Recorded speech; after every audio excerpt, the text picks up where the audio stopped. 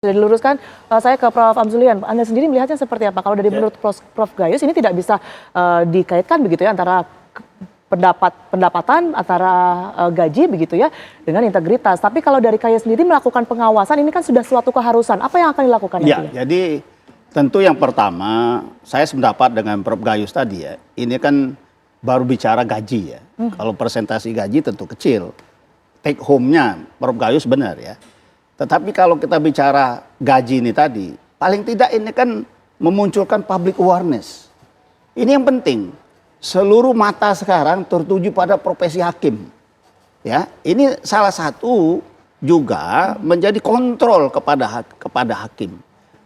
Ada perhatian dari kepala negara sehingga harapan kita semua unsur pengawasan ini termasuk badan pengawasnya, kemudian Ketua Mahkamah Agungnya, kalau KAI tentu kita terus bekerja ya. Artinya KAI melakukan pengawasan, bayangkan dari Januari sampai April itu sekitar 401 laporan.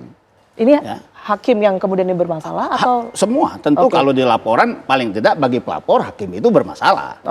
Bayangkan 400 itu dalam waktu 4 bulan saja ya data itu ya. Nah kalau kami tentu KAI karena perintah undang-undang dan dasarnya adalah undang-undang dasar juga ya.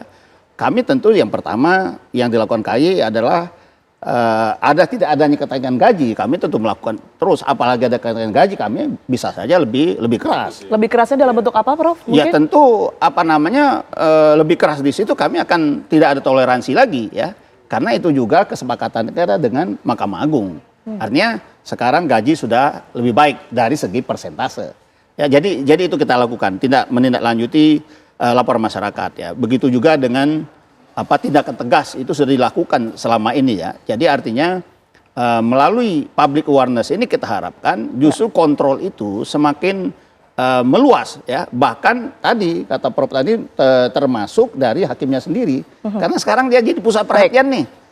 Menurut saya itu yang pesan yang ingin disampaikan bahwa sekarang adalah ada kemunculan public awareness yang selama ini mungkin perhatian terhadap bidang hukum ini termasuk profesi hukum termasuk kurang. Saya pikir itu kita melihat ada something behind-nya ya, hikmah yang bisa kita dapatkan. Ya, saya bergeser ke Pak Marwarar. Pak Marwarar, ini kan kekhawatiran masyarakat ini masih ada tetap ya. Tapi apa pesan Anda setidaknya untuk hakim-hakim yang saat ini masih terus bertugas ini untuk setidaknya bisa mengimbangi apa yang sudah diterima dengan kewajiban ataupun juga integritas itu sendiri? Ya, saya kira langkah pemerintah itu sebagai langkah awal pada masa ini. Kita berharap tentunya ke depan juga akan dilakukan evaluasi secara dari waktu ke waktu. Ya. Karena memang di sistem yang ditetapkan oleh PBB yang disebutkan Special Rapporteur itu berlaku universal, pendapatan hakim itu jaminan hidup untuk dia dan keluarga itu tentu harus dievaluasi dari saat ke saat gitu. Tetapi untuk kemampuan Indonesia sekarang kita apresiasi betul apa yang dilakukan pemerintah dengan harapan ke depan itu akan bertumbuh lagi. Tetapi bagi para hakim kita harus mengatakan bahwa ini bukanlah suatu pekerjaan yang menjadi pilihan bagi setiap orang, tapi adalah panggilan jiwa untuk menegakkan keadilan.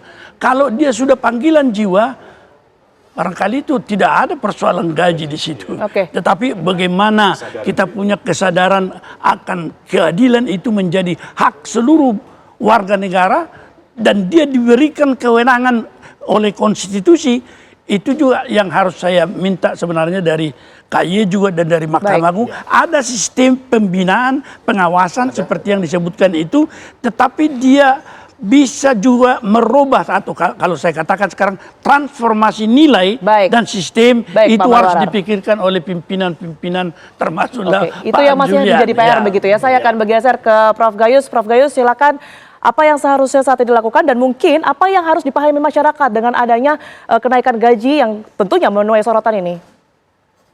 Kalau soal integriti ya, itu semua profesi mengharuskan, apalagi TNI.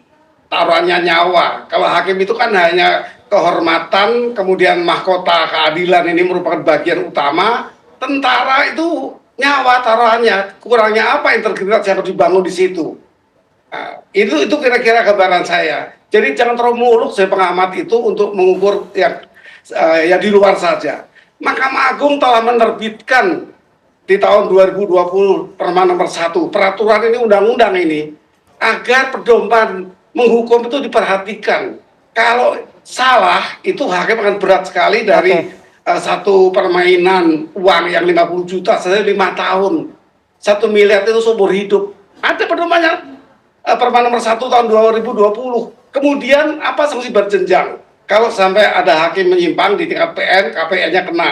Di Mahkamah Agung, Ketua Mahkamah itu kena. Ini ada di Perma nomor 8 tahun 2016. Kurang apa kerasnya pengamatan berdasarkan peraturan.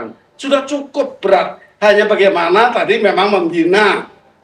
Saya terima kasih ya pandangan Pak Ketua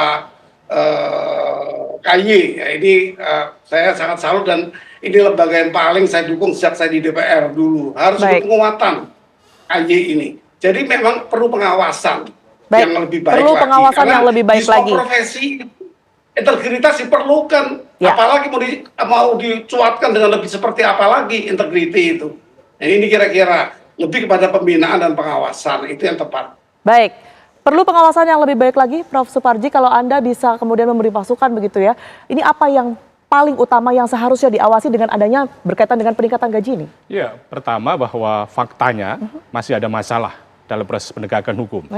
Oleh karenanya, itu segera diatasi.